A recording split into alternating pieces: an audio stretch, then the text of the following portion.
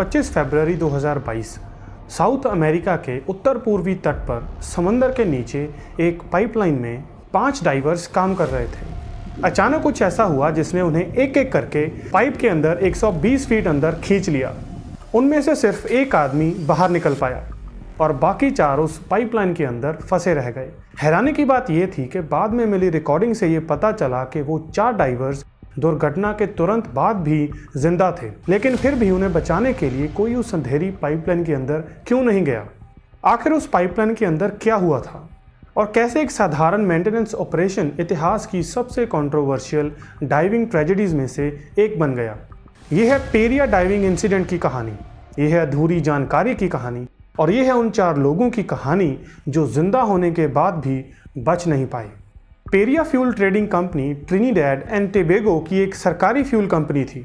उसके point A PA terminal पर समुंदर के नीचे पाइपलाइनों का एक बड़ा नेटवर्क बिछाया हुआ था। समंदर के नीचे बर्थ 5 और बर्थ 6 को जोड़ने वाली करीब 1200 फीट लंबी पाइपलाइन मौजूद थी। जब कोई तेल टैंकर टर्मिनल पर पहुंचता था तो वो बर्थ 5 या बर्थ 6 पर रुकता था। इसके बाद तेल को समंदर के नीचे बिछी पाइपलाइनों के जरिए आगे स्टोरेज टैंकर्स और टर्मिनल के दूसरे हिस्सों तक पहुंचाया जाता था। इन पाइपलाइनों की रेगुलर चेकिंग और मरम्मत बेहद ज़रूरी थी। इसी मेंटेनेंस वर्क के लिए पेरिया फ्यूल ट्रेडिंग कंपनी ने land and marine contracting services limited यानी LMCS को कॉन्ट्रैक्ट दिया था। 25 फरवरी 2022 को LMCS की ओर से 5 स्केल डाइवर्स समंदर में उतरने वाले थे। यूसुफ हेनरी, फैजल कुर्बान, क्रिस्टोफर बुदराम, ऋषि नागासर और काजिल अली जूनियर। उनके लिए ये कोई अनयूजुअल ऑपरेशन नहीं था। कमर्शियल डाइवर्स रोज ऐसा काम करते हैं। मिशन सिंपल था, समंदर के नीचे जाकर पाइपलाइंस की मरम्मत करनी है, काम पूरा करना है और फिर सुरक्षित वापस घर लौटना है।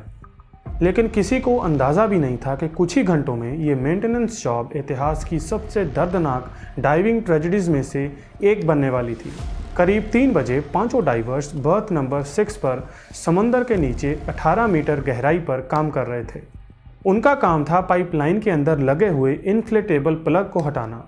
अब सवाल है, आखिर इन्फ्लेटेबल प्लग क्या होता है? इसे एक बड़े रबर के गुब्बारे की तरह समझो। जब किसी पाइपलाइन की मरम्मत करनी होती थी तो सबसे पहले उसके अंदर तेल के बहाव को रोकना पड़ता था।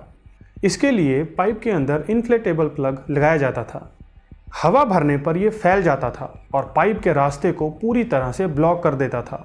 इससे मेंटेनेंस टीम सुरक्षित तरीके से पाइप के अंदर काम कर सकती थी। उस दिन डाइवर्स इसी प्लग को हटाने की कोशिश में लगे हुए थे, लेकिन एक बात थी जो डाइवर्स को किसी ने नहीं बताई और अगर उन्हें ये जानकारी पहले से पता होती तो शायद आज वो जिंदा होते। दोस्तों, 1 महीने पहले इस पाइपलाइन से तेल निकाला गया था और इस प्रोसेस के दौरान पाइप के अंदर और बाहर के प्रेशर में अंतर पैदा हो गया। इसे डिफरेंशियल प्रेशर या डेल्टा पी कहा जाता है। डेल्टा पी की सबसे खतरनाक बात यह थी कि ये किसी को दिखाई नहीं देता और फिर वही हुआ जिसका अंदाज़ा किसी ने नहीं लगाया था। जैसे ही डाइवर्स ने इन्फ्लेटेबल प्लग हटाया, अचानक पाइप के अंदर बना प्रेशर डिफरेंस एक्टिवेट हो गया। पानी तेज़ी से पाइप के अंदर जाने लगा और अगले ही पल 5 डाइवर्स पानी की चपेट में आ गए और कुछ ही सेकंड में वो पाइपलाइन के अंदर 120 फीट तक घसीटे चले गए। 5 डाइवर्स अब पाइपलाइन के अंदर फंसे हुए थे। कच्चा तेल उनकी आंखों, त्वचा और फेफड़ों को नुकसान पहुंचा रहा था। सभी डाइवर्स गंभीर रूप से घायल थे। अंधेरे में सिर्फ 2 चीज़ें सुनाई दे रही थी, खांसी की आवाज़ें और प्रार्थनाएं। ऑक्सीजन लगातार कम हो रही थी और सांस लेने में उनको तकलीफ हो रही थी और हर गुजरते मिनट के साथ उम्मीद भी धीरे धीरे कम होती जा रही थी। 5 डाइवर्स जानते थे कि अगर मदद जल्द नहीं पहुंची तो ये पाइपलाइन उनकी आखिरी मंजिल बन जाएगी। क्रिस्टोफर की हालत बाकी डाइवर्स से थोड़ी बेहतर थी। वो पाइपलाइन के एंट्री पॉइंट से सबसे करीब थे और बाकी 4 डाइवर्स गंभीर रूप से घायल थे और उन्हें साथ लेकर आगे बढ़ना नामुमकिन था। समय तेजी से निकल रहा था। आखिरकार एक कठिन फैसला लिया गया। उन 5 ने एक फैसला लिया, क्रिस्टोफर अकेले बाहर निकलकर मदद लेने की कोशिश करेंगे, जबकि बाकी 4 डाइवर्स अंधेरे में बैठकर बची हुई ऑक्सीजन के सहारे इंतजार करेंगे। उन्हें उम्मीद थी कि जल्द ही कोई बचाव टीम उनके पास पहुंचेगी।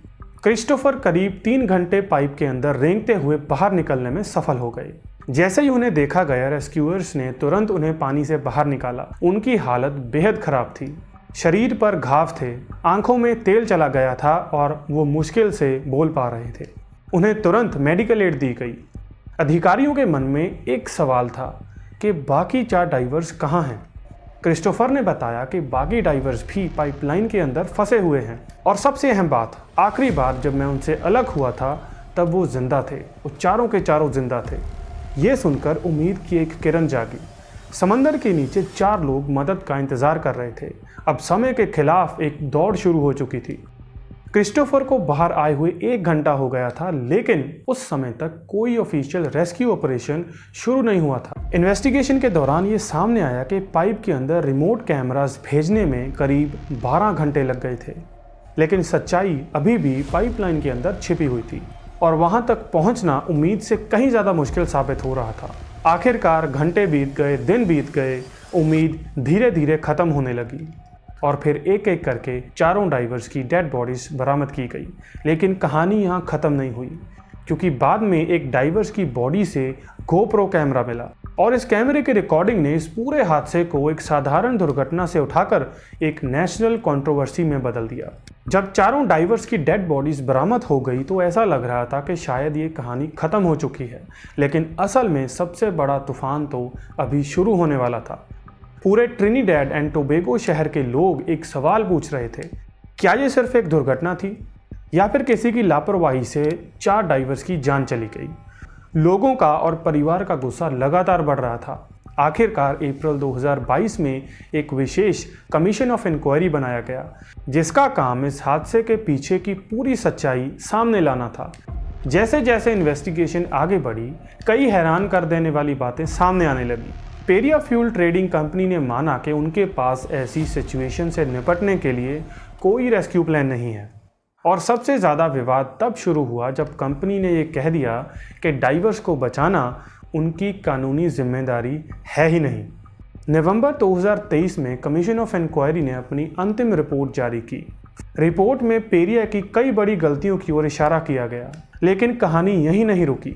सितंबर 2024 में पेरिया, LMCS और कई बड़े अधिकारियों के खिलाफ आरोप लगाए गए। इन्वेस्टिगेशन में सामने आया था कि यह हादसा किसी एक व्यक्ति की गलती का नतीजा नहीं था।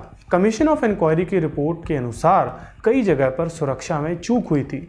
सबसे बड़ा सवाल था कि अगर पाइपलाइन के अंदर डेल्टा P मौजूद था तो डाइवर्स को पूरी जानकारी क्यों नहीं दी गई।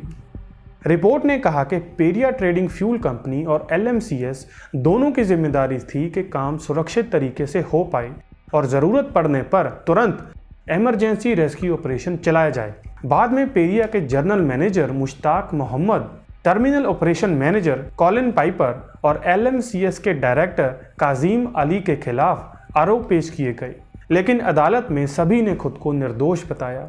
यही वजह थी कि आज भी कई लोगों का मानना है कि 4 डाइवर्स की जान सिर्फ हादसे से नहीं गई, बल्कि उन फैसलों की वजह से गई जो हादसे से ठीक पहले और तुरंत बाद लिए गए। अगर डाइवर्स को डेल्टा P के खतरे के बारे में पहले से बताया गया होता तो शायद ये हादसा टल जाता। अगर पेरिया और LMCS के पास ऐसी सिचुएशन के लिए इमरजेंसी रिस्पांस टीम होती तो वो 4 डाइवर्स आज जिंदा होते। एक फैक्ट जो इन्वेस्टिगेशन में सामने आया था वो ये था कि वो तुरंत नहीं मरे थे, वो जिंदा थे और मदद का इंतज़ार कर रहे थे। और शायद यही इस पूरी कहानी का सबसे दर्दनाक हिस्सा है, क्योंकि उस दिन समंदर के नीचे सिर्फ 4 लोगों की जान नहीं गई, बल्कि 4 परिवारों की दुनिया हमेशा के लिए बदल गई।